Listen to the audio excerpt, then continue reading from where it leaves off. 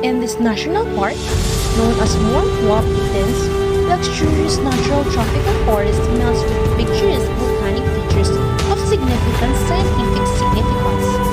Montwap Mountains National Park offers a unique combination of natural features of World Heritage value with its steep slopes and deeply incised valleys, 50 funerals, hot springs, 3 freshwater lakes, a boiling lake, and 5 volcanoes, all of which are located in park perimeter and together with the richest biodiversity in the Lesser Antilles.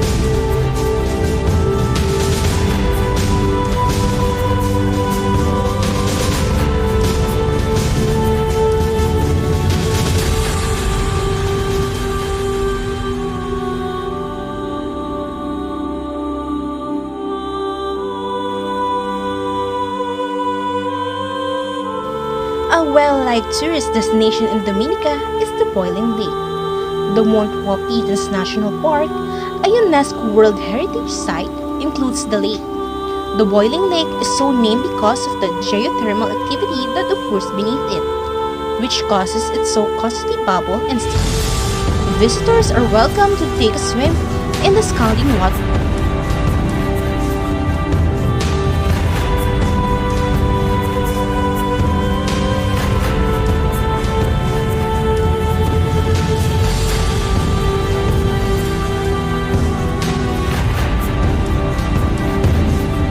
Dominica, an island nation, has a national park called Montwap that is situated within.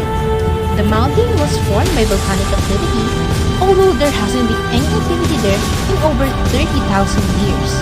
The peaks run up where the Tulmarl River emerges into the sea on the northern side of the island. Panoramic views of Martinique and other mountains of Dominica will be available to those who make the trek to the peak.